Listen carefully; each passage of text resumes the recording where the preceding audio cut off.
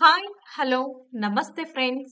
Welcome to the Raman tutorial for GK.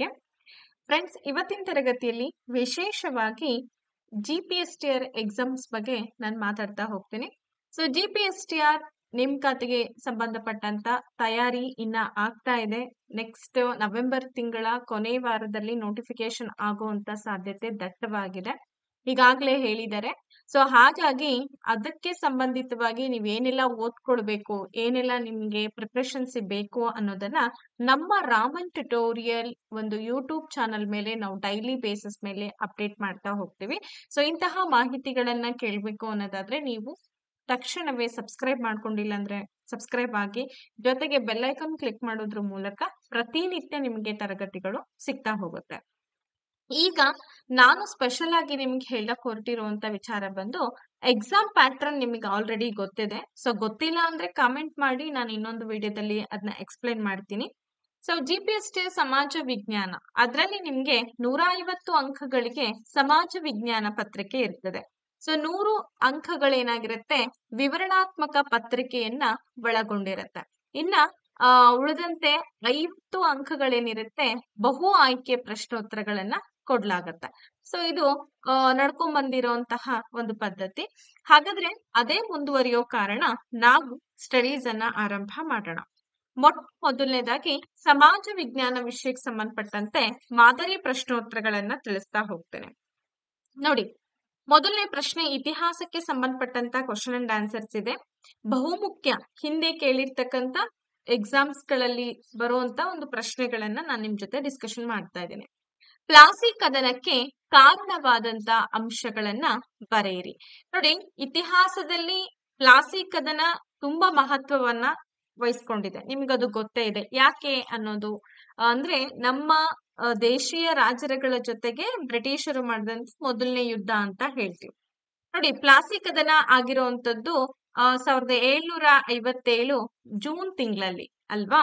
ನೋಡಿ, ದಸ್ತಕ್ಗಳನ್ನ ದುರುಪಯೋಗ ಮಾಡ್ಕೊಳ್ತಾರೆ. ದಸ್ತಕ್ಗಳು ಅಂತಂದ್ರೆ ಈಗ ಪರವಾನಗಿಯನ್ನ ಕೊಟ್ಟಿರ್ತಾರೆ. ಸೊ ಅದನ್ನ ಬ್ರಿಟಿಷ್ ಏನ್ ಮಾಡ್ತಾರೆ, ದುರುಪಯೋಗ ಮಾಡ್ಕೊಳ್ತಾರೆ. ಅಷ್ಟೇ ಅಲ್ಲ, ಅನುಮತಿ ಇಲ್ಲದಂಗೆ ಕೋಟೆಯನ್ನ ಕಟ್ಟಿಸ್ತಾರೆ. ಸೊ ಯಾವುದೇ ಅಲ್ಲಿರ್ತಕ್ಕಂತ ಬಂಗಾಳದ ನವಾಬನ ಒಂದು ಅನುಮತಿಯನ್ನ ಪಡ್ಕೊಳ್ಳಾರ್ದಂಗೆ ಬ್ರಿಟಿಷ್ ಏನ್ ಮಾಡ್ತಾರೆ ಅಂದ್ರೆ ಕೋಟೆಯನ್ನ ದುರಸ್ತಿ ಮಾಡ್ಬಿಡ್ತಾರೆ. ಕಪ್ಪು ಕೋಣೆ ದುರಂತ. ಸೊ ಕಪ್ಪು ಕೋಣೆ ದುರಂತ ಅಂದ್ರು ತುಂಬಾ ವಿಕಾರವಾಗತ್ತೆ. ಯಾಕೆಂದ್ರೆ ಸಿರಾಜುದ್ದೌಲಾ ಬ್ರಿಟಿಷರ ಸೈನಿಕರನ್ನ ಒಂದು ಸಣ್ಣ ಕೋಣೆಯೊಳಗೆ ಅಲ್ಲಿ ಅವರನ್ನ ಹಾಕಿ ಕೂಡ್ ಹಾಕಿರ್ತಾನೆ. ಸೊ ಅಲ್ಲಿ ಸಾಕಷ್ಟು ಜನ ಸಾವನ್ನಪ್ಪಿರ್ತಾರೆ. ಇದನ್ನ ನಾವು ಕಪ್ಪು ಕೋಣೆ ದುರಂತ, ಅಲ್ಲಿ ಗಾಳಿ ಬೆಳಕು ಏನೂ ಇರೋದಿಲ್ಲ.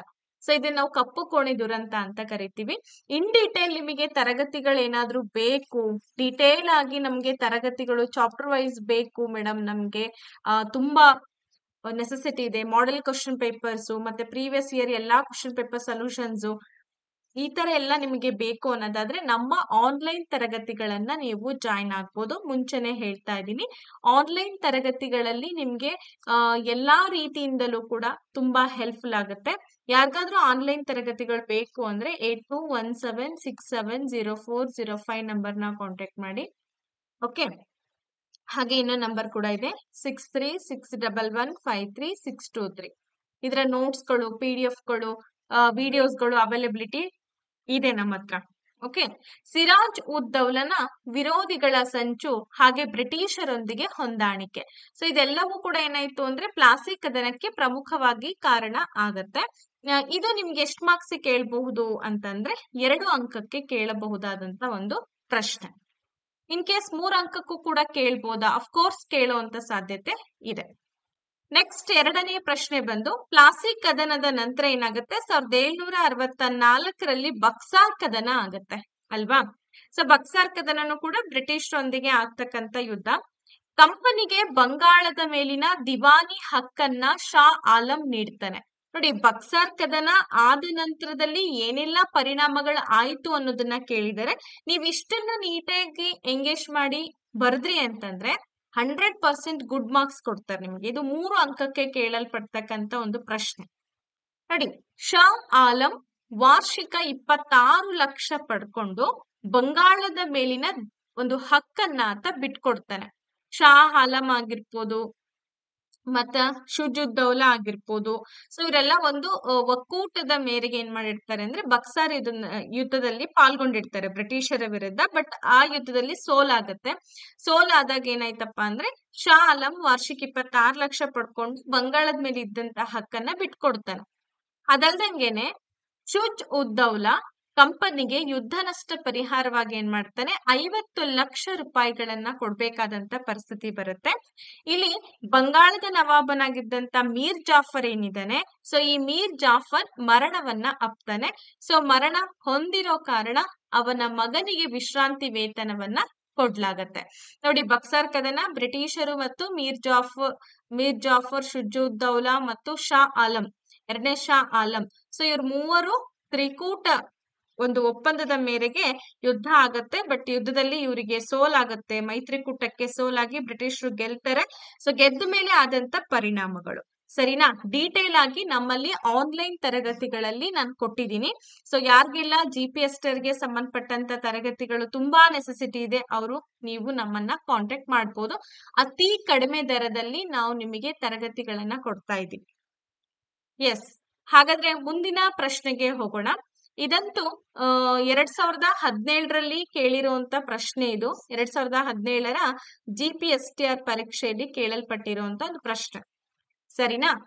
ನೋಡಿ, ಭಾರತಕ್ಕೆ ಹೊಸ ಜಲಮಾರ್ಗ ಕಂಡು ಹಿಡಿಯಲಿಕ್ಕೆ ಕಾರಣವಾದಂತ ಪ್ರಮುಖ ಅಂಶಗಳು ಏನೇನು? ಎಸ್, ನಿಮಗೆಲ್ಲ ಗೊತ್ತಿದೆ. ಕಾನ್ಸ್ಟಾಂಟಿನೋಪಲ್ ನಗರವನ್ನ ವಶಪಡಿಸ್ಕೊಂಡ್ರು. ಸೊ ವಶಪಡಿಸ್ಕೊಂಡ್ಮೇಲೆ ಬೇರೆ ದಾರಿ ಇರ್ಲಿಲ್ಲ, ಇದೆಲ್ಲ ಗೊತ್ತಿದೆ. ಹಾಗಾದ್ರೆ ಕಾರಣವಾದ ಅಂಶಗಳು ಏನೇನು? ನೋಡಿ, ಸ್ಪೇನ್, ಪೋರ್ಚುಗಲ್ ದೇಶಗಳ ರಾಜರೇನಿದ್ದಾರೆ ಹೊಸ ಸಮುದ್ರ ಮಾರ್ಗಗಳನ್ನ ಹುಡುಕ್ಲಿಕ್ಕೆ ಸಾಹಸಿ ನಾವಿಕರನ್ನ ಪ್ರೋತ್ಸಾಹ ಮಾಡ್ಲಿಕ್ಕೆ ಶುರು ಮಾಡ್ತಾರೆ. ಈ ಸ್ವಲ್ಪ ಐರೋಪ್ಯ ಕಂಟ್ರಿಗಳಲ್ಲಿ ಸ್ಪೇನ್, ಪೋರ್ಚುಗಲ್ ದೇಶದ ರಾಜರುಗಳೇನಿದ್ದಾರೆ ಸ್ವಲ್ಪ ಅವರಿಗೆ ನೌಕಾಯಾನದ ಹುಚ್ಚು ಜಾಸ್ತಿ ಇರುತ್ತೆ.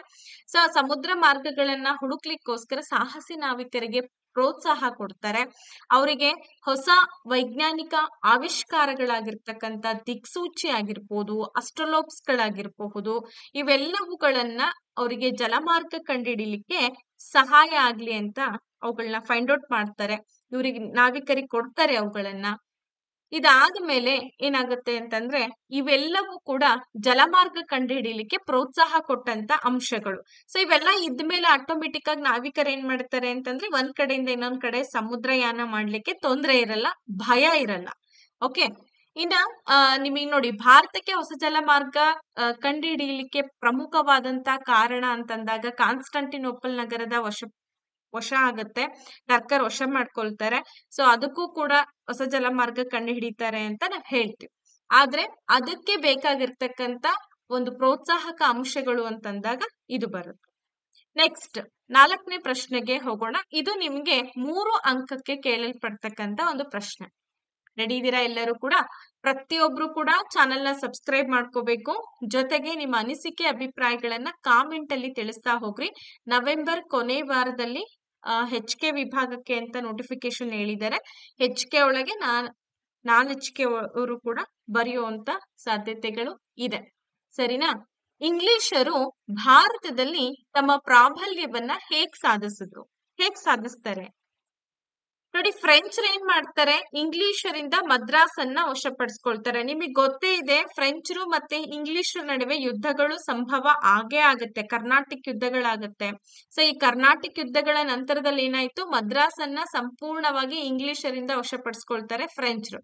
ಬ್ರಿಟಿಷ್ ಏನ್ ಮಾಡ್ತಾರೆ ಅಂದ್ರೆ ಉಪಾಯದಿಂದ ಫ್ರೆಂಚರ ಲಬೋಡಿನಾ ಅಂತೇಳಿ ಒಬ್ಬ ಅಧಿಕಾರಿ ಇರ್ತಾನೆ, ಫ್ರೆಂಚರ ರಾಯಭಾರಿ. ಸೊ ಇವನಿಗೆ ಏನ್ ಮಾಡ್ತಾರೆ ಅಂದ್ರೆ ಹಣವನ್ನ ಕೊಟ್ಟು ವಶಪಡಿಸ್ಕೊಂಡಂತ ಮದ್ರಾಸನ್ನ ಮತ್ತೆ ವಾಪಸ್ ಪಡ್ಕೊಂಡ್ಬಿಡ್ತಾರೆ. ಅವರ ನಾಯಕನೇ ಫ್ರೆಂಚರಿಗೆ ಏನ್ ಮಾಡ್ತಾನೆ, ಮೋಸ ಮಾಡಿ ಬ್ರಿಟಿಷರ ಹಣದ ಆಸೆಗೆ ತಲೆ ಒಡ್ಡಿ ಏನ್ ಮಾಡ್ತಾನೆ, ಮದ್ರಾಸನ್ನ ಮತ್ತೆ ಅವರಿಗೆ ವಾಪಸ್ ಕೊಟ್ಬಿಡ್ತಾನೆ. ಸೊ ರಾಬರ್ಟ್ ಕ್ಲೈವ್ ಏನ್ ಮಾಡ್ತಾನೆ ಅಂದ್ರೆ 2ನೇ ಕರ್ನಾಟಿಕ್ ಯುದ್ಧದಲ್ಲಿ ಆರ್ಕಾಟ್ ಮೇಲೆ ಆಕ್ರಮಣ ಮಾಡಿ ಅದನ್ನ ವಶಪಡಿಸ್ಕೊಂಡ್ಬಿಡ್ತಾನೆ, ಆರ್ಕಾಟ್ ಪ್ರದೇಶವನ್ನ ವಶಪಡಿಸ್ಕೊಳ್ತಾನೆ. ಅದಾದ ನಂತರ ಈ ಬ್ರಿಟಿಷ್ ಬೆಂಬಲಿತ ಮೊಹಮ್ಮದ್ ಅಲಿಯನ್ನ ಏನ್ ಮಾಡ್ತಾರೆ, ಕರ್ನಾಟಕದ ನವಾಬನಾಗಿ ಮಾಡ್ತಾರೆ. ಕರ್ನಾಟಕ ಅಂದ್ರೆ ನಮ್ಮ ಕರ್ನಾಟಕ ಅಲ್ಲ.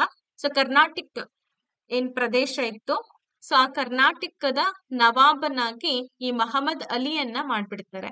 ಸೊ ಈ ಬ್ರಿಟಿಷರಿಗೆ ಈ ಯುದ್ಧ ಜಯವನ್ನ ತಂದು ಕೊಟ್ಬಿಡತ್ತೆ. ಯಾಕೆಂತಂದ್ರೆ ಕರ್ನಾಟಕ ಯುದ್ಧಗಳಲ್ಲಿ ನಾಲ್ಕು ಕರ್ನಾಟಕ ಯುದ್ಧಗಳಲ್ಲಿ ಅವ್ರ ಜಯವನ್ನ ಅನುಭವಿಸ್ತಾರೆ. ಕೌಂಟಿ ಲ್ಯಾಲಿಯನ್ನ ಬ್ರಿಟಿಷ್ ಸೇನಾಧಿಕಾರಿ ಸರ್ ಐರ್ಕೂಟನು ವಾಂಡಿವಾಶ್ ಕದನದಲ್ಲಿ ಸೇರಿಸಿ ಜಯವನ್ನ ಸಾಧಿಸ್ಬಿಡ್ತಾನೆ. ಸೊ ಹೀಗೆ ಇಂಗ್ಲಿಷ್ ಏನ್ ಮಾಡ್ತಾರೆ, ಮೂರು ಕರ್ನಾಟಕ ಯುದ್ಧಗಳಲ್ಲಿ ಜಯಗಳಿಸಿ ಪ್ರಬಲರಾಗ್ತಾರೆ. ಸೊ ಈ ಮೂರು ಕರ್ನಾಟಕ ಯುದ್ಧಗಳಲ್ಲಿ ಜಯಗಳಿಸಿದರ ಫಲನೇ ಬ್ರಿಟಿಷರು ಭಾರತದಲ್ಲಿ ನೆರೆಯೂರ್ಲಿಕ್ಕೆ ಸಾಧ್ಯ ಆಗುತ್ತೆ. ಫ್ರೆಂಚರಿಗೆ ಯಾವುದೇ ಒಂದು ಅಸ್ತಿತ್ವ ಉಳ್ಕೊಳ್ಳೋದಿಲ್ಲ. ಯಾಕೆಂದ್ರೆ ಎಲ್ಲಾ ಪ್ರದೇಶಗಳನ್ನ ಬ್ರಿಟಿಷರು ಗೆದ್ಕೊಂಡ್ಮೇಲೆ ಅವ್ರಿಗೇನ್ ಉಳ್ಕೊಳ್ಳುತ್ತೆ? ಇಲ್ಲ, ಮೂರು ಕರ್ನಾಟಕ ಯುದ್ಧಗಳಲ್ಲಿ ಇವರು ಜಯ ಬಾರಿಸ್ತಾರೆ. ನೆಕ್ಸ್ಟ್, ಭಾರತದ ಸಾಮಾಜಿಕ ಸುಧಾರಣಾ ಚಳುವಳಿಗೆ ಬ್ರಹ್ಮ ಸಮಾಜ ಹೇಗೆ ಶ್ರಮಿಸುತ್ತೆ? ನಿಮ್ಗೆಲ್ಲ ಗೊತ್ತೇ ಇದೆ, ನಮ್ಮ ಒಂದು ಭಾರತದ ಸಾಮಾಜಿಕ ಸುಧಾರಣಾ ಚಳುವಳಿ ಅಂತಕ್ಕಂಥ ಒಂದು ಅಧ್ಯಾಯ ಇದೆ. ಸೊ ಆ ಅಧ್ಯಾಯದಲ್ಲಿ ಬ್ರಹ್ಮ ಸಮಾಜ, ಪ್ರಾರ್ಥನಾ ಸಮಾಜ, ಆರ್ಯ ಸಮಾಜ ಆಗಿರ್ಬೋದು, ಥಿಯೋಸಫಿಕಲ್ ಸೊಸೈಟಿ ಆಗಿರ್ಬೋದು, ಸೊ ಇವೆಲ್ಲಾ ಸೊಸೈಟಿಗಳು ಸ್ಟಾರ್ಟ್ ಆಗುತ್ತೆ. ಯಾಕಾಗತ್ತೆ, ಏನಾಗುತ್ತೆ ಅನ್ನೋದ್ರ ಬಗ್ಗೆ ನಾವು ಕಂಪ್ಲೀಟ್ ಆಗಿ ತಿಳ್ಕೊಬೇಕು. ಕಡ್ಡಾಯವಾಗಿ ಈ ಅಧ್ಯಾಯದ ಮೇಲೆ 3ರಿಂದ 4 ಅಂಕದ ಪ್ರಶ್ನೋತ್ತರಗಳು ನಿಮ್ಗೆ ಸಂಭವ ಆಗುತ್ತೆ. ನೋಡಿ, ಬ್ರಹ್ಮ ಸಮಾಜ. ಹಾಗಾದ್ರೆ ನಾನೊಂದು ಕ್ವಶನ್ ಕೇಳ್ತೀನಿ ನಿಮ್ಗೆ, ಬ್ರಹ್ಮ ಸಮಾಜದ ಸಂಸ್ಥಾಪಕರು ಯಾರು? ಕಾಮೆಂಟ್ ಅಲ್ಲಿ ಪ್ರತಿಯೊಬ್ರು ಕೂಡ ತಿಳಿಸ್ಬೇಕು. ಎಲ್ಲ ನಾನೇ ಹೇಳಿದ್ರೆ ನಿಮಗೇನು ವರ್ಕ್ ಇರಲ್ಲ. ಹಾಗಾಗಿ ಕಮೆಂಟ್ ಅಲ್ಲಿ ಪ್ರತಿಯೊಬ್ರು ಬ್ರಹ್ಮ ಸಮಾಜದ ಸ್ಥಾಪಕರ ಬಗ್ಗೆ ತಿಳಿಸಿ. ಏಕದೇವತಾ ಆರಾಧನೆಯನ್ನ ಪ್ರತಿಪಾದಿಸ್ತಾರೆ. ಹಲವು ದೇವರುಗಳನ್ನ ಆರಾಧನೆ ಮಾಡೋದ್ರಿಂದ ಪ್ರಯೋಜನ ಏನಿದೆ? ಸೊ ಒಂದೇ ದೇವರು, ಒಬ್ಬನೇ ದೇವರು, ಏಕದೇವತಾ ಆರಾಧನೆಯನ್ನ ಪ್ರತಿಪಾದಿಸ್ತಾರೆ. ಅರ್ಥಹೀನ ಆಚರಣೆಗಳು ನಿಮ್ಗೆಲ್ಲ ಗೊತ್ತಿದೆ, ಸತಿ ಪದ್ಧತಿ ಆಗಿರ್ಬೋದು, ಬಾಲ್ಯ ವಿವಾಹ ಪದ್ಧತಿ ಆಗಿರ್ಬೋದು, ಇಂಥ ಅರ್ಥಹೀನ ಆಚರಣೆಗಳನ್ನ ವಿರೋಧಿಸ್ತಾರೆ. ಪ್ರತಿಯೊಬ್ಬ ವ್ಯಕ್ತಿಯು ಘನತೆಯಿಂದ ಬಾಳ್ಬೇಕು, ಯಾವ ನಿಯಮಗಳು ಕೇಡುಂಟು ಮಾಡಬಾರದೆನ್ನುವುದು ಈ ಒಂದು ಸಮಾಜದ ನಿಲುವಾಗಿತ್ತು. ನಮ್ಮ ಕಟ್ಟುಪಾಡುಗಳು, ನಮ್ಮ ಆಚರಣೆಗಳು ಬೇರೊಬ್ಬ ವ್ಯಕ್ತಿಯ ಘನತೆಯನ್ನ ಕ್ಷೀಣಿಸಬಾರ್ದು. ಸೊ ಇದನ್ನ ಒತ್ತಿ ಹೇಳುತ್ತೆ ಬ್ರಹ್ಮ ಸಮಾಜ. ಅದಲ್ದಂಗೆ ಬಹುಪತ್ನಿತ್ವ ಪದ್ಧತಿಯನ್ನ ವಿರೋಧಿಸುತ್ತೆ. ಸೊ ರಾಜರ ಕಾಲದಲ್ಲಿ ಸಾಕಷ್ಟು ಜನ ಒಂದಲ್ಲ, ಎರಡಲ್ಲ, 5 ಮದ್ವೆಗಳಾಗಿದ್ದು ಕೂಡ ಉಂಟು. ಬಟ್ ಈ ಸಮಾಜದ ಪ್ರತಿಪಾದಕರು ಏನ್ ಹೇಳ್ತಾರೆ ಅಂದ್ರೆ, ಬಹುಪತ್ನಿತ್ವ ಪದ್ಧತಿಯನ್ನ ಸಂಪೂರ್ಣವಾಗಿ ವಿರೋಧಿಸ್ತಾರೆ. ಸ್ತ್ರೀಯರಿಗೆ ಸಮಾನತೆಯನ್ನ ಕೊಡ್ಬೇಕು, ಅಷ್ಟೇ ಅಲ್ಲ ಒಳ್ಳೆಯದು ಎಲ್ಲಿದ್ರೂ ಅದನ್ನ ಸ್ವೀಕರಿಸಬಹುದು ಅಂತ ಹೇಳಿ ಬ್ರಹ್ಮ ಸಮಾಜ ಸಾರತ್ತೆ. ಪಾಶ್ಚಿಮಾತ್ಯ ನಾಗರಿಕತೆಯಲ್ಲಿ ಒಳ್ಳೆಯದಿದ್ದಾರೆ ಸ್ವೀಕಾರವನ್ನ ಮಾಡ್ಬೇಕು. ಪಾಶ್ಚಿಮಾತ್ಯ ಅಂತಂದ್ರೆ ಈಗ ವೆಸ್ಟರ್ನ್ ಕಂಟ್ರಿಯಲ್ಲಿ ಅಥವಾ ವೆಸ್ಟರ್ನ್ ನಮ್ಮ ಮೇಲೆ ಇಂಪ್ಯಾಕ್ಟ್ ಆಗಿದ್ದು ಬ್ರಿಟಿಷರಲ್ವಾ. ಸೊ ಹಂಗಾಗಿ ಅವರ ನಾಗರಿಕತೆಯಲ್ಲಿ ಏನಾದ್ರೂ ಒಳ್ಳೇದಿದೆ, ನಮ್ಮ ಸಂಸ್ಕೃತಿಗೆ ಒಪ್ಪುತ್ತೆ ಅನ್ನೋದಾದ್ರೆ ನಾವು ಅದನ್ನ ತಗೊಳ್ಳೋಣ ಅಲ್ವಾ. ಇಂಗ್ಲಿಷ್ ಶಿಕ್ಷಣಕ್ಕೆ ಹೆಚ್ಚಿನ ಒಂದು ಒತ್ತನ್ನ ಕೂಡ ಕೊಡ್ತಾರೆ. ಅರ್ಥ ಆಯ್ತು? ಇದು ಬ್ರಹ್ಮ ಸಮಾಜದ ಪ್ರಮುಖ ಪ್ರತಿಪಾದನೆಗಳು. ನಾನು ಇನ್ನೊಂದು ಪ್ರಶ್ನೆ ಕೂಡ ಕೇಳಿದೀನಿ, ಅದನ್ನ ನೀವೆಲ್ಲರೂ ಕಾಮೆಂಟ್ ಅಲ್ಲಿ ತಿಳಿಸ್ಬೇಕು. ಇನ್ನು ನೆಕ್ಸ್ಟ್ ಬಂದು ಪ್ರಾರ್ಥನಾ ಸಮಾಜದ ಪ್ರತಿಪಾದನೆಗಳು ಯಾವ್ಯಾವು ಅಥವಾ ಅವುಗಳನ್ನ ಪುಷ್ಟೀಕರಿಸಿ ಅಂತ ಕ್ವಶನ್ ಇದೆ. ಇದು ನಿಮ್ಗೆ 3 ಅಂಕಕ್ಕೆ ಕೇಳುವಂತ ಒಂದು ಪ್ರಶ್ನೆ. ಸೊ 3 ಅಂಕಕ್ಕೆ ಎಷ್ಟು ಬರಿಬೇಕು ಅಂದ್ರೆ ಒಂದು 6 ಪಾಯಿಂಟ್ಸ್ ಗಳನ್ನ ಬರೀರಿ. ನೀಟಾಗಿ ಆ ಪ್ರಶ್ನೆಗೆ ಕರೆಕ್ಟ್ ಆಗಿ ಅನ್ವಯ ಆಗೋ ರೀತಿ ಇರ್ಬೇಕು. ನಾನು ಏನೋ ಬರ್ದೆ, ಹ್ಯಾಂಡ್ ರೈಟಿಂಗ್ ಹೆಂಗೋ ಬರ್ದೆ ಅಂದ್ರೆ ಮಾರ್ಕ್ಸ್ ಗಳು ಕೊಡಲ್ಲ. ಓಕೆ. ಶೂದ್ರ ಸಮುದಾಯಗಳ ಸಮಸ್ಯೆಗಳಿಗೆ ಪರಿಹಾರವನ್ನ ಕಂಡುಕೊಳ್ಳುವುದು. ಹಾಗೆ ಇನ್ನೊಂದು ಪ್ರಶ್ನೆ ನಿಮ್ಗೋಸ್ಕರ, ಪ್ರಾರ್ಥನಾ ಸಮಾಜದ ಸಂಸ್ಥಾಪಕರು ಯಾರು? ದಯವಿಟ್ಟು ನೀವು ಕಮೆಂಟ್ ಅಲ್ಲಿ ತಿಳಿಸಿ. ಪಶ್ಚಿಮದ ಆಧುನಿಕ ಆಲೋಚನೆಗಳಿಗೆ ಆ ಹಿನ್ನೆಲೆಯಲ್ಲಿ ಹಿಂದೂ ಧರ್ಮವನ್ನ ಪುನರ್ ವಿಮರ್ಶಿಸಿಕೊಳ್ಳುವಂತ ಅಗತ್ಯ ಇದೆ ಅಂತ ಹೇಳ್ತಾರೆ. ಈಗ ನಮ್ಮಲ್ಲಿ ಬ್ರಿಟಿಷರೇನ್ ಆಳ್ವಿಕೆ ಮಾಡ್ತಾ ಇದ್ರು, ಅವರ ಒಂದು ಆಧುನಿಕ ಆಲೋಚನೆಗಳನ್ನ ನಾವೆಲ್ಲರೂ ಅಕ್ಸೆಪ್ಟ್ ಮಾಡ್ಕೊಳ್ತಾ ಇದೀವಿ ಅಂತಂದ್ರೆ ನಮ್ಮ ಹಿಂದೂ ಧರ್ಮವನ್ನ ಪುನರ್ ವಿಮರ್ಶನೆ ಮಾಡ್ಕೊಳ್ಬೇಕು. ಏನಿದೆ ನಮ್ಮ ಧರ್ಮ ಸಂಸ್ಕೃತಿಲಿ, ಆಚಾರ ವಿಚಾರಗಳು, ಸಂಪ್ರದಾಯಗಳು ಏನಿದೆ ಅನ್ನೋದನ್ನ ನಾವು ವಿಮರ್ಶೆ ಮಾಡ್ಕೊಳ್ಳುವುದು ಅಗತ್ಯ ಇದೆ ಅಂತ ಹೇಳ್ತಾರೆ. ಹಾಗೆ ಸಮಾಜ ಸುಧಾರಣೆ ಎಂಬುದು ಕೇವಲ ನಂಬಿಕೆಯಾಗಿ ಉಳಿಯದೆ ವಾಸ್ತವದಲ್ಲಿ ಅನುಷ್ಠಾನಗೊಳ್ಳಬೇಕು ಅಂತ ಹೇಳ್ತಾರೆ.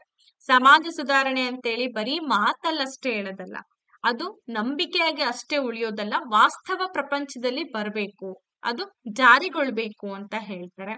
ಸ್ತ್ರೀಯರ ಶಿಕ್ಷಣ, ನಿರ್ಗತಿಕರಿಗೆ ಬದುಕ್ತಕ್ಕಂತ ಆಸರೆಯನ್ನ ಕಲ್ಪಿಸ್ಬೇಕು. ಬಾಲ್ಯ ವಿವಾಹ ವಿಧವೆಯರನ್ನ ತಿರಸ್ಕೃತ ಬದುಕಿನಿಂದ ಹೊರತರುವುದು.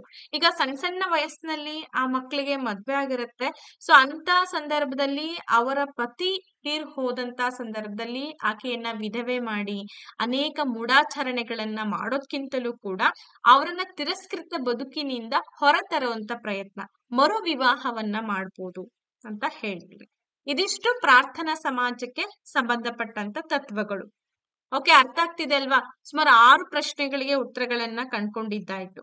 ನೆಕ್ಸ್ಟ್ ಇನ್ನೊಬ್ಬ ಸಮಾಜ ಸುಧಾರಕರು ಬರ್ತಾರೆ, ಅವರೇ ಸ್ವಾಮಿ ವಿವೇಕಾನಂದ ಅವರು.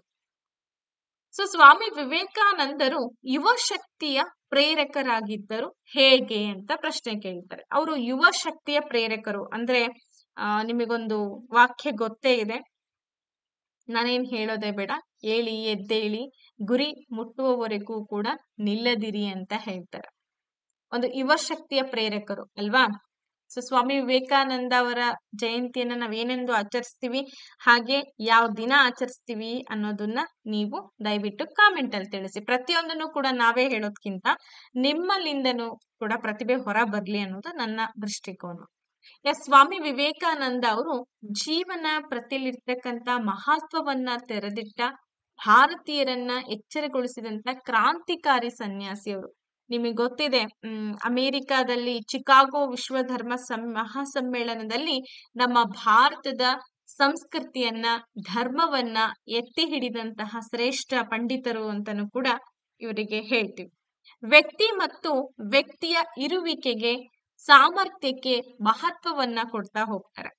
ಹಾಗೆ ಮೋಕ್ಷಕ್ಕಾಗಿ ದುಡಿಯಲು ಪ್ರಾರ್ಥನೆ, ಯೋಗ ಸಾಧನೆಗಳ ಅಲ್ಲದೆ ಸಮಾಜ ಸೇವೆಯು ಮುಖ್ಯ ಅಂತೇಳಿ ಹೇಳ್ತಾರೆ. ನೋಡಿ, ನಾವು ಮೋಕ್ಷ ಪಡ್ಕೋಬೇಕು, ದುಡಿಬೇಕು, ಮೋಕ್ಷಕ್ಕೋಸ್ಕರ ದುಡಿಬೇಕು, ಪ್ರಾರ್ಥನೆ ಮಾಡ್ಬೇಕು, ಯೋಗ ಮಾಡ್ಬೇಕು, ಸಾಧನೆ ಮಾಡ್ಬೇಕು, ಅಷ್ಟೇ ಅಲ್ಲ, ಇದೆಲ್ಲದರಲ್ಲೂ ಕೂಡ ಒಂದು ಭಾಗ ಇದೆ, ಸಮಾಜ ಸೇವೆಯನ್ನ ಮಾಡ್ಬೇಕು ಅನ್ನೋದು ಹೇಳ್ತಾರೆ. ನಮ್ಮ ಭಾರತೀಯ ಸಂಸ್ಕೃತಿಯನ್ನ ಇಡೀ ವಿಶ್ವಕ್ಕೆ ಪರಿಚಯ ಮಾಡಿಕೊಟ್ಟಂತಹ ಮಹನೀಯರು ಅಂತಂದ್ರೆ ಸ್ವಾಮಿ ವಿವೇಕಾನಂದ ಅವರು ಅಂತ ಹೇಳ್ತೀವಿ. ಏಳಿ ಎದ್ದೇಳಿ ಗುರಿ ಮುಟ್ಟುವ ತನಕ ನಿಲ್ಲದಿರಿ ಅಂತ ಹೇಳಿ ಯುವಕರಿಗೆ ಪ್ರೇರಣಾ ಶಕ್ತಿನೂ ಕೂಡ ಇವರಾಗಿದ್ರು ಅಲ್ವಾ? ಎಷ್ಟ್ ಚಂದ ಇದೆ, ಎಷ್ಟು ಈಸಿ ಇದೆ. ಹೆಂಗ್ ನೆನ್ಪಿಟ್ಕೋಬೇಕು ಅಂದ್ರೆ, ಒಬ್ಬ ವ್ಯಕ್ತಿಯನ್ನ ನೀವು ಗೌರವಿಸ್ತೀರಾ, ಒಬ್ಬ ವ್ಯಕ್ತಿ ಬಗ್ಗೆ ನೀವು ತಿಳ್ಕೊಂಡಿದ್ದೀರಾ ಅಂದ್ರೆ ಅವ್ರ ಪ್ರತಿಪಾದನೆಗಳನ್ನ ನೆನ್ಪಿಟ್ಕೊಳ್ಳೋದೇನ್ ಕಷ್ಟ ಆಗಲ್ಲ ಅಲ್ವಾ? ಈಸಿಯಾಗಿ ನೀವು ನೆನ್ಪಲ್ಲಿ ಇಟ್ಕೊಂಡ್ಬಿಡ್ಬೋದು. ನೆಕ್ಸ್ಟ್, ನಾರಾಯಣ ಗುರು ಧರ್ಮ ಪರಿಪಾಲನಾ ಯೋಗಂ ಸಂಘಟನೆಯ ಕೊಡುಗೆಗಳನ್ನ ವಿಮರ್ಶಿಸಿ ಅಂತ ಕೊಟ್ಟಿದ್ದಾರೆ. ಸೊ ಇವರು ಕೂಡ ಸಮಾಜ ಸುಧಾರಕರು ಅಂತೇಳಿ ಹೇಳ್ತಾ ಇದ್ದೀವಿ. ಹಿಂದುಳಿದ ಮತ್ತು ದಲಿತ ಸಮುದಾಯಗಳು ದೇವಸ್ಥಾನಕ್ಕೆ ಹೋಗುವ ಒಂದು ಚಪ್ಪಲಿ ಧರಿಸ್ತಕ್ಕಂತಹ ಸ್ವಾತಂತ್ರ್ಯವನ್ನ ಇವರು ಕಾಣಿಸ್ತಾರೆ. ದೇವಸ್ಥಾನಕ್ಕೆ ಹೋಗ್ಬಾರ್ದು ಅನ್ನೋದಿತ್ತು ಅವಾಗ ಹಿಂದುಳಿದ ಮತ್ತೆ ದಲಿತ ಸಮುದಾಯಗಳು. ಬಟ್ ಇವರ ಒಂದು ತತ್ವ ಏನ್ ಹೇಳುತ್ತೆ ಅಂದ್ರೆ, ದೇವಸ್ಥಾನಕ್ಕೆ ಹೋಗುವಾಗ ಚಪ್ಪಲಿ ಧರಿಸ್ಕೊಂಡು ಹೋಗು, ಸ್ವತಂತ್ರ ಕೊಡ್ತಾರೆ. ಮನುಷ್ಯ ಘನತೆಯಿಂದ ಬದುಕುವ ಸಮಾಜ ನಿರ್ಮಾಣ ಆಗ್ಬೇಕು ಅಂತ ಹೇಳ್ತಾರೆ. ಅಷ್ಟೇ ಅಲ್ಲ, ಮಾನವ ಕುಲಕ್ಕೆ ಒಂದೇ ಜಾತಿ, ಒಂದೇ ಧರ್ಮ, ಒಬ್ಬನೇ ದೇವರು, ಇದನ್ನ ಸಾಧಿಸೋದಕ್ಕೆ ಯಾವ ಮಾರ್ಗ ಬೇಕು? ಶಿಕ್ಷಣ ಮಾರ್ಗ ಬೇಕು ಅಂತೇಳಿ ನಾರಾಯಣ ಗುರು ಅವರು ಹೇಳ್ತಾರೆ. ಅರ್ಥ ಆಯ್ತಾ? ಧರ್ಮ ಪರಿಪಾಲನಾ ಯೋಗಂ ಸಂಘಟನೆ. ಸೊ ಅವರು ರಚನೆ ಮಾಡಿದ್ದು ಅಥವಾ ಅವರು ಸ್ಥಾಪಿಸಿರತಕ್ಕಂತ ಒಂದು ಸಂಘಟನೆ ಯಾವುದು ಅಂತ ಧರ್ಮ ಪರಿಪಾಲನಾ ಯೋಗಂ ಸಂಘಟನೆ ಅಂತ ಹೇಳ್ತಾ ಇದ್ದೀವಿ. ಎಸ್, ಅರ್ಥ ಆಗ್ತಾ ಇದ್ರೆ ದಯವಿಟ್ಟು ಎಲ್ಲ ಕಮೆಂಟ್ ಅಲ್ಲಿ ಅರ್ಥ ಆಗಿದೆ, ಅಂಡರ್ಸ್ಟ್ಯಾಂಡ್ ಮೇಡಮ್ ಅಂತೇಳಿ ಕಳಿಸ್ಕೊಡಿ. ಜೊತೆಗೆ ನಾನು ಹೇಳ್ದೆ, ನಿಮ್ಗೆ ಆನ್ಲೈನ್ ತರಗತಿಗಳ ಬಗ್ಗೆ ಬಹಳಷ್ಟು ಜನಕ್ಕೆ ಡೌಟ್ ಇರುತ್ತೆ.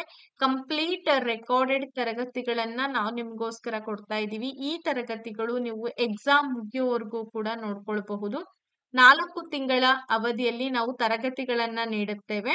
ಸೊ ನೀವು ಎಕ್ಸಾಮ್ ಮುಗಿಯೋ ತನಕಲೂ ಕೂಡ ಅದರ ವ್ಯಾಲಿಡಿಟಿ ಇರುತ್ತೆ. ಆರಾಮಾಗಿ ಓದ್ಕೊಂಡು ನೀವು ಅದರಿಂದ ಸಾಕಷ್ಟು ಬೆನಿಫಿಟ್ ಗಳನ್ನ ಪಡ್ಕೋಬಹುದು. ಸೊ ಏನ್ ಮಾಡ್ಬೇಕು ಮೇಡಮ್, ಇದಕ್ಕೆ ಆನ್ಲೈನ್ ತರಗತಿಯನ್ನ ತಗೊಳ್ಬೇಕು ಅಂತಂದ್ರೆ ಸೊ ನೀವು ಜಸ್ಟ್ ಏನಪ್ಪಾ, ಈ ನಂಬರ್ ಗಳನ್ನ ನೋಟ್ ಮಾಡ್ಕೊಳ್ಳಿ. ಹಾಗೆ ವಾಟ್ಸಪ್ ಅಲ್ಲಿ ಮೆಸೇಜ್ ಕೂಡ ಮಾಡ್ಬೋದು. ಮತ್ತೆ ಬಹಳ ಕ್ವೆರೀಸ್ ಇದೆ ಅಂದ್ರೆ ನೀವು ಕಾಲ್ ಕೂಡ ಮಾಡ್ಬೋದು. ನೋಡಿ, 8217670405 ನಂಬರ್ ಇದೆ. ಹಾಗೇನೆ 636111 53623. ಕರೆಕ್ಟ್ ನಂಬರ್ ನೋಟ್ ಮಾಡ್ಕೊಳ್ಳಿ. 6361153623. ಓಕೆ, 3 ಪೇಪರ್ಗಳು ಲಭ್ಯತೆ ಇರುತ್ತೆ. Paper 1, paper 2, paper 3 social science ಸಂಬಂಧಪಟ್ಟಂಗೆ. ನೆಕ್ಸ್ಟ್ 9ನೇ ಪ್ರಶ್ನೆಗೆ ಹೋಗೋಣ. ಥಿಯೋಸಫಿಕಲ್ ಸೊಸೈಟಿ ಸುಧಾರಣೆಗಳನ್ನ ಹಿಂದೂ ಧರ್ಮದ ಪುನರುತ್ಥಾನ ಚಳುವಳಿ ಅಂತೇಳಿ ಕರೀತಾರೆ. ಹಾಗಾದ್ರೆ ಈ ಹೇಳಿಕೆಯನ್ನ ಸಮರ್ಥಿಸಿ ಅಂತ ಇದೆ. ಥಿಯೋಸಫಿಕಲ್ ಸೊಸೈಟಿ ಅಂದ ತಕ್ಷಣ ನಮಗೆ ನೆನಪಿಗೆ ಬರುವಂತ ಹೆಸರುಗಳನ್ನ ಕೂಡ ನೀವು ಕಮೆಂಟ್ ಅಲ್ಲಿ ತಿಳಿಸಿ. ಹಿಂದೂ ಧರ್ಮಕ್ಕೆ ಸೇರಿದಂತಹ ಗ್ರಂಥಗಳು, ವೇದಗಳು, ಸಾಂಖ್ಯ ಯೋಗ, ಉಪನಿಷತ್ಗಳಾಗಿರ್ಬೋದು, ವೇದಾಂತಗಳಾಗಿರ್ಬೋದು, ತಾತ್ವಿಕ ಚಿಂತನೆಗಳಿಂದ ತನ್ನ ಮೂಲ ತತ್ವಗಳನ್ನ ಪ್ರಚಾರ ಪಡಿಸ್ತಾ ಹೋಗುತ್ತೆ ಥಿಯೋಸಫಿಕಲ್ ಸೊಸೈಟಿ. ಸೊ ಈ ಸೊಸೈಟಿ ಏನಿದೆ, ನಮ್ಮ ಭಾರತದ ಧಾರ್ಮಿಕ ಮತ್ತು ತಾತ್ವಿಕ ಅಥವಾ ದಾರ್ಶನಿಕ ಪರಂಪರೆಗಳನ್ನ ಅಧ್ಯಯನ ಮಾಡೋದ್ರ ಮೂಲಕ ಈ ಸಮಕಾಲೀನ ಸಮಸ್ಯೆಗಳಿಗೆ ಉತ್ತರಗಳನ್ನ ಕಂಡುಕೊಳ್ಳುವಂತ ಪ್ರಯತ್ನವನ್ನ ಮಾಡುತ್ತೆ. ಸೊ ಇದ್ರ ಮೂಲಕ ಏನಾಯ್ತು ಅಂದ್ರೆ ನಮ್ಮ ಹಿಂದೂ ಧರ್ಮದ ಪುನರುತ್ಥಾನ ಚಳುವಳಿ ಅಂತಲೇ ಹೆಸರು ಪಡ್ಕೊಂಡಿದೆ. ನೋಡಿ, ವೇದಗಳು, ಸಾಂಖ್ಯಗಳು, ಆಮೇಲೆ ಉಪನಿಷತ್ಗಳು, ಅರಣ್ಯಕಗಳು, ತಾತ್ವಿಕ ಚಿಂತನೆಗಳು ಇವೆಲ್ಲವೂ ಕೂಡ ಏನಿದೆ, ನಮ್ಮ ಹಿಂದೂ ಧರ್ಮದಲ್ಲಿ ಅಡಕವಾಗಿರ್ತಕ್ಕಂತ ಅನೇಕ ಒಂದು ಸಂಸ್ಕೃತಿ ಅಂತಾನೆ ಹೇಳ್ತಾ ಇದ್ದೀವಿ. ಸೊ ಅದನ್ನ ಮತ್ತೆ ಪುನರುತ್ಥಾನ ಮಾಡ್ತಕ್ಕಂಥ ಚಳವಳಿನೇ ಈ ಥಿಯೋಸಫಿಕಲ್ ಸೊಸೈಟಿ ಅಂತ ಹೇಳ್ತೀವಿ. ಇನ್ನ ಬ್ರಾಹ್ಮಣೇತರ ಚಳುವಳಿಯ ಮುಖ್ಯ ಉದ್ದೇಶಗಳನ್ನ ಸಮರ್ಥಿಸಿ ಅಂತ ಇದೆ. ಸೊ ಏನ್ ಉದ್ದೇಶಗಳಿದೆ ಅದನ್ನ ನಾವೀಗ ನೋಡ್ತಾ ಹೋಗೋಣ. ಬಹುಸಂಖ್ಯಾತರಾಗಿದ್ದಂತ ಬ್ರಾಹ್ಮಣೇತರರು ಅಂದ್ರೆ ಬ್ರಾಹ್ಮಣರ್ ಅಲ್ದೇ ಇರ್ತಕ್ಕಂಥವ್ರು, ಇವರು ಸರ್ಕಾರಿ ರಂಗದಲ್ಲಿ ಇದ್ದಂತ ಅವಕಾಶಗಳನ್ನ ತಮ್ಮ ಜನಸಂಖ್ಯೆಗೆ ಅನುಗುಣವಾಗಿ ತಮ್ಮ ಪ್ರಾತಿನಿಧ್ಯ ಸಿಗಬೇಕು ಅಂತೇಳಿ ಹೋರಾಟವನ್ನ ಆರಂಭ ಮಾಡ್ತಾರೆ. ನಮಗೂ ಕೂಡ ಸರ್ಕಾರಿ ಹುದ್ದೆಗಳಲ್ಲಿ ಅವಕಾಶ ಬೇಕು, ಸರ್ಕಾರಿ ರಂಗಗಳಲ್ಲಿ ನಾವು ಪ್ರಾತಿನಿಧ್ಯ ಸಿಗ್ಬೇಕು ಅಂತ ಹೋರಾಟವನ್ನ ಮಾಡ್ತಾರೆ. ಅದಲ್ದಂಗೆನೆ ತಮ್ಮ ಮೇಲೆ ಸಾಮಾಜಿಕವಾಗಿ ಅನೇಕ ನಿರ್ಬಂಧಗಳನ್ನ ಕೂಡ ಹೇರಿರ್ತಾರೆ. ಅದ್ ನಿಮಗೆ ಗೊತ್ತೇ ಇದೆ, ಏನಿಲ್ಲ ಏನಿದೆ ಒಂದು ಹಿಂದಿನ ಕಾಲದ ಚರಿತ್ರೆ ನೋಡಿದಾಗ ನಮ್ಗೆ ಅದ್ರ ಬಗ್ಗೆ ಗೊತ್ತಾಗತ್ತೆ. ಸೊ ಎಲ್ಲಾ ನಿರ್ಬಂಧಗಳನ್ನ ಅವರು ವಿರೋಧ ವ್ಯಕ್ತಪಡಿಸ್ತಾ ಹೋಗ್ತಾರೆ. ಬ್ರಿಟಿಷರು 1870 ನಂತರ ತಂದಂತ ಜನಗಣತಿ ವರದಿಗಳು ಬ್ರಾಹ್ಮಣೇತರಿಗೆ ತಮ್ಮ ಜನಸಂಖ್ಯೆ ಅರಿವನ್ನ ತಂದ್ಕೊಡುತ್ತೆ. ನೋಡಿ, 1870 ನಂತರ ಏನಾಯ್ತು ಅಂದ್ರೆ ಬ್ರಿಟಿಷರು ಏನ್ ಮಾಡ್ತಾರೆ, ಜನಗಣತಿ ವರದಿಗಳನ್ನ ತರೋದಕ್ ಶುರು ಮಾಡ್ತಾರೆ. ಸೊ ಅವಾಗ ಏನಾಯ್ತು, ಬ್ರಾಹ್ಮಣೇತರಿಗೆ ತಮ್ಮ ಜನಸಂಖ್ಯೆ ಎಷ್ಟಿದೆ, ನಾವು ತುಂಬಾ ಬಲಿಷ್ಠವಾಗಿದ್ದೀವಿ ಅನ್ನೋದು ಗೊತ್ತಾಗುತ್ತೆ.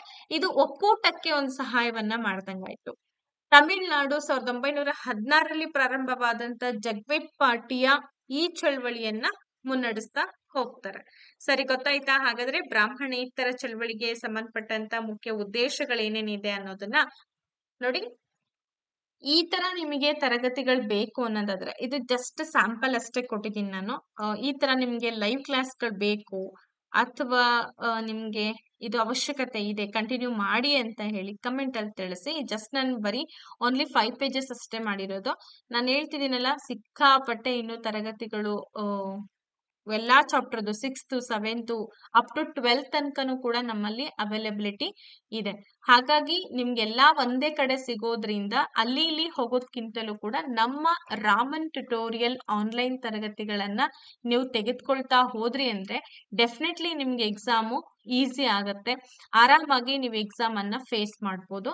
ಸೊ ಅವಕಾಶ ತುಂಬಾ ಕಡಿಮೆ ಇದೆ, ಸಮಯನೂ ಕೂಡ ತುಂಬಾ ಕಡಿಮೆ ಇದೆ. ಯಾರಾದ್ರೂ ಆನ್ಲೈನ್ ತರಗತಿಗಳನ್ನ ನೀವು ಜಾಯಿನ್ ಆಗ್ಬೇಕು ಅನ್ನೋದಾದ್ರೆ 8217670405 ನಂಬರ್ ಕಾಂಟ್ಯಾಕ್ಟ್ ಮಾಡಿ. ಹಾಗೆ 6361153623 ನಂಬರ್ನ ಕಾಂಟ್ಯಾಕ್ಟ್ ಮಾಡಿ. ಓಕೆ ಗೈಸ್, ನೆಕ್ಸ್ಟ್ ತರಗತಿಯಲ್ಲಿ ಮತ್ತೆ ಭೇಟಿ ಆಗೋಣ. Thank you so much. Take care. Bye by.